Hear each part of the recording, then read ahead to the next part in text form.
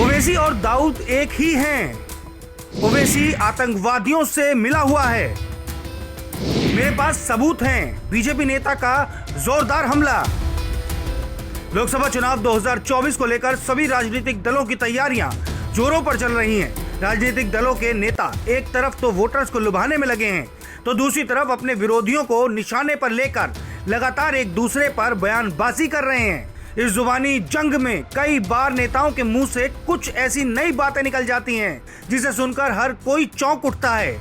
ऐसा ही एक बयान तेलंगाना में भारतीय जनता पार्टी के फायर ब्रिगेड नेता टी राजा सिंह ने AIMIM प्रमुख असदुद्दीन ओवैसी पर कुछ वक्त पहले दिया था, जिसकी महक धुएं की तरह सियासी गलियों में फैल रही है। ओवैसी को लेकर उन्होंने कहा था, दाऊद और पाकिस्तान में बैठे आतंकी मुझे हराना चाहते थे। उन्होंने ओवैसी से मिलकर गोशा महल सीट भाजपा से छीनने और मुझे हराने की साजिश रची। मेरे पास इसके पुख्ता सबूत हैं। अमेरिका में एक बैठक हुई थी जिसमें असदुद्दीन ओवैसी के अलावा इस्लामिक देशों के नुमाइंदे भी शामिल थे। उस बैठक में मुझे हराने की साजिश की गई। ओवैसी और दाऊद एक ही हैं। ओवैसी आतंकवादियों से मिला हुआ है। बता दें कि टी राजा सिंह का ये बयान तेलंगाना विधानसभा चुनाव के बाद का है, जब उन्होंने गोशा महल से जीत हासिल कर ली थी।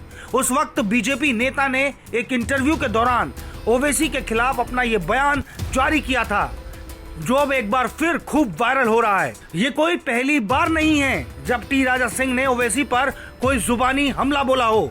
वो इसी तरह से पहले भी कई बार उन पर आरोप लगा चुके हैं। एक बार उन्होंने कहा था, ओवैसी को डर है कि पार्लियामेंट में किसी मुसलमान की मॉब लिंचिंग हो सकती है। तो मैं समझता हूं कि मॉब लिंचिंग नहीं होगी, पर जिस दिन होगी तुम्हारी होगी, इतना तो तय है, क्योंकि तुम जैसे लोगों को देश में रहने का अधिकार नहीं है। बदले में ओवैसी भी अपने खिलाफ इस तरह के बयानों का गुस्सा जाहिर करते देखे गए हैं। ओवैसी के मुताबिक तेलंगाना सरकार को टी राजा सिंह पर टाइट केस बनाना चाहिए, उसे गिरफ्तार करके कोर्ट में पेश करना चाहिए। इसके साथ ही वॉइस सैंपल भी लिया जाए। टी राजा नफरत फैलाते हैं, इस्लाम के खिलाफ यह अपनी खुली नफरत जाहिर करते हैं। टी राजा इस देश में अमन के लिए खतरा हैं। बहरहाल अब इन बयानों को देखकर ये तो साफ समझा जा सकता है कि इन दोनों के बीच हमेशा से ही 36 का आंकड़ा है। तो इस खबर को देखकर आपका क्या मानना है, हमें कमेंट बॉक्स में जरूर बताएं। वीडियो पसंद आई हो तो लाइक और शेयर करना ना भूलें और डेली न्यूज यानी हमारे चैनल को सब्सक्राइब करें।